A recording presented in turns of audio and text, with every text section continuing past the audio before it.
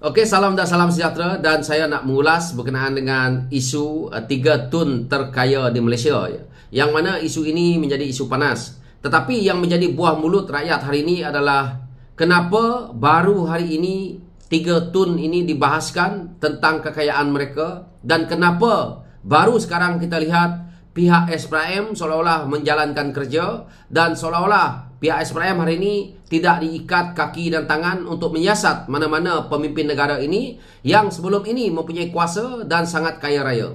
Kalau kita lihat tun yang pertama yang pada saya perlu SPRM siasat, yang mana ketua SPRM itu sendiri telah pun menyatakan bahawa siasatan terhadap tun ini masih berjalan dan tidak dihentikan, adalah Tun Taib Mahmud. Yang mana Tun Taib Mahmud begitu lama menjadi Ketua Menteri Sarawak dahulu, dan dikatakan oleh rakyat Sarawak bahawa terlalu banyak hartanya yang membabitkan pencurian harta di Sarawak. Ini kata rakyat-rakyat Sarawak. Jadi rakyat-rakyat Sarawak tidak dapat nak berbunyi dalam isu ini. Kerana apa? Kerana kita tahu apabila rakyat Sarawak berbunyi akan didakwa, akan ditangkap, dan sebahagian hilang daripada pandangan. Ini berlaku di Sarawak. Jadi hari ini apabila dia dah hilang kuasa, yang mana kita tahu dia pun sudah tidak lagi dilantik menjadi TYT, dan terkini begitu heboh berkenaan dengan dilarikan oleh isterinya daripada hospital, tetapi telah pun diputuskan ataupun telah pun dikeluarkan kenyataan oleh Ketua Polis Sarawak bahawa tidak dilarikan, cuba mendapat perubatan di rumah beliau itu sendiri.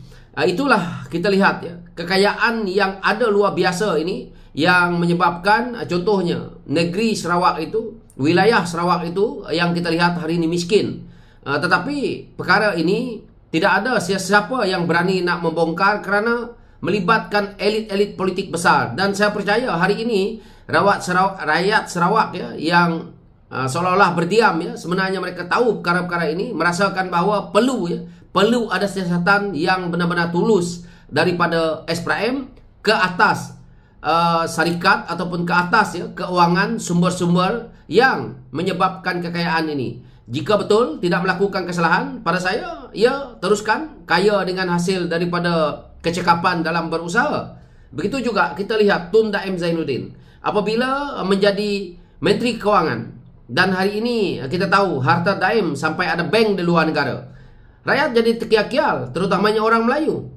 Kenapa Tun Daim itu kaya tetapi tidak memberi manfaat pun kepada negara dan pergi buat bisnes dekat luar negara, sedangkan dia Menteri Kewangan. Dan kita tahu anak Tun Daim suatu masa dulu dalam umur 11 tahun pun sudah menjadi orang kaya, sudah pun diisytiharkan sebagai billionaire, sedangkan umurnya begitu. Jadi ini menjadi satu persoalan kepada rakyat. Dan kalau kita lihat kenyataan Daim dalam usaha dia tidak nak mengisytiharkan harta yang selama ini puluhan tahun, dan seolah-olah kita lihat bahawa sama juga pihak berkuasa seolah-olah diikat kaki dan tangan, tidak menyiasat perkara itu di zaman mereka. Ini yang berlaku dengan Tun Daim. Dan mastermind dalam isu ini adalah Tun Dr. Mahathir Mohamad pula. Tun Dr. Mahathir Mohamad hari-hari ada cerita dekat media bahawa dia tidak kaya. Tetapi yang menjadi persoalan kepada orang adalah anak-anak Tun Dr. Mahathir Mohamad yang begitu bijak dalam berniaga akhirnya mempunyai syarikat berbilion-bilion. Ini yang menjadi persoalan, dan akhirnya dia sentiasa tidak mengakui bahawa cara mereka mendapatkan duit itu, cara mereka membuat perniagaan itu dari mana, dan sampai kita lihat mengisytiharkan harta pun mereka tidak buat berpuluh-puluh tahun. Itu juga terjadi kepada ketiga-tiga tun ini, kroni-kroni mereka. Jadi hari ini apabila Datuk Seri Anwar Ibrahim menjadi Perdana Menteri, kita lihat pihak penguat kuasa boleh menjalankan kerja mereka dan boleh ke arah yang kita mahu, mereformkan sistem negara kita ini yang sebelum ini melindungi banyak elit-elit politik dengan menggunakan kuasa-kuasa ini untuk menindas kita rakyat. Ketiga-tiga tun ini, jika betul harta mereka adalah harta yang betul, kalau dikembalikan dekat negara ini hari ini, saya percaya hutang negara 1.5 trilion pun kita boleh bayar. Tapi kalau betul mereka itu menjalankan perniagaan mereka dan mereka boleh jadi kaya raya. Saya sebagai rakyat juga heran.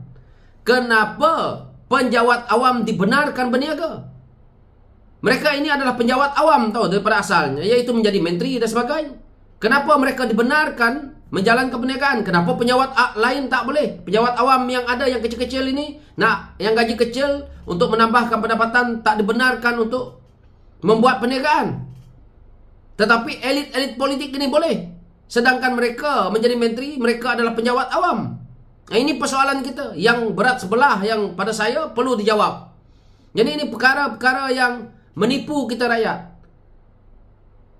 Kenapa perlu elit-elit politik kita ini membuat perniagaan dan perniagaan itu berada di luar negara? Akhirnya apa yang terjadi?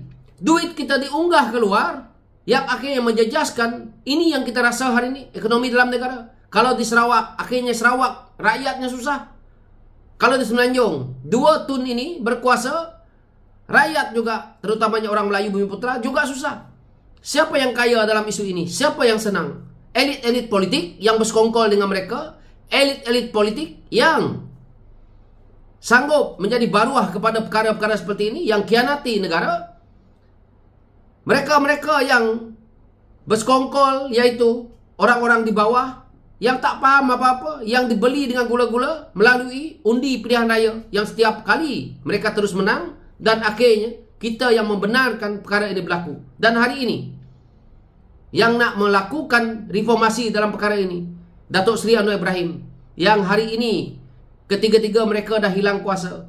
Dan saya harap satu ketulusan berlaku, terutamanya kepada wilayah Sabah dan Sarawak, kepada wilayah yang lain, yaitu melibatkan Semenanjung Malaysia dan keseluruhan Malaysia ini, agar ketirisan dalam negara ini perlu dihentikan.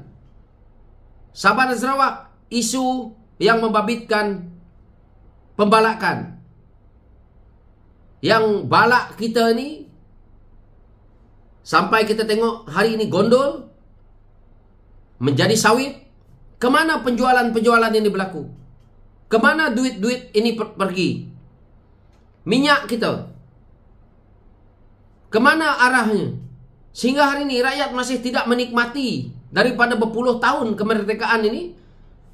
Berpuluh tahun MA63 ni konon-kononnya kita bersama dalam pembentukan Malaysia ini. Tidak ada rakyat nikmati dengan orang kata begitu baik. Kenapa? Rompakan telah berlaku begitu besar. Yang terkini kita lihat melibatkan Spenco ini, walaupun kita nampak sedikit, tapi impaknya begitu besar. Banyak lagi ketirisan-ketirisan yang berlaku yang perlu kita hentikan. Jadi isu 3 tun yang kita ulas, yang saya ulas ini tadi, ini adalah sebahagian daripada reform yang kita lihat hari ini. Apabila kamu menjadi ahli politik, sampai masanya kamu akan hilang semua kuasa itu. Dan di waktu itu rakyat akan bersuara. Rakyat anak muda yang sewaktu dulu kamu lihat dia masih kecil, yang kamu rasa dia tidak akan bangun memberontak untuk melawan apa yang kamu buat, ini yang terjadi hari ini. Jadi ingatan ini, nasihat saya kepada ahli politik, ingatlah sewaktu kamu berkuasa. Kuasa itu tidak akan membawa kamu sampai ke mana, tetapi akhirnya kamu boleh merengkuk di saat akhirnya kamu sepatutnya berehat, tetapi akhirnya kamu merengkuk dalam penjara dan mati dalam penjara. Ini nasihat saya kepada ahli-ahli politik, elit-elit politik waktu sekarang. Seberapa kuat kamu? Kita tengok di wilayah Sarawak, seberapa kuat.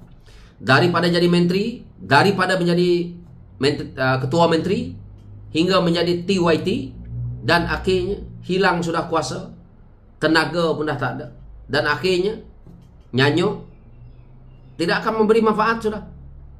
Begitu juga kalau kita lihat Tun Daim. Boleh dia ada duit berbilion, tapi boleh tak dia beli kesakitan dia, apa yang dia rasa hari ini? Begitu juga Tun Dr. Mahathir Mohamad. Hilang kuasa dalam politik juga. Semua mereka dah hilang kuasa dalam politik hari ini. Kalau tidak ditolak oleh rakyat, mereka sendiri dah tidak mampu untuk berada di kuasa politik itu. So, itu ulasan saya berkenaan dengan isu ini. So, sekian, terima kasih. Thank you.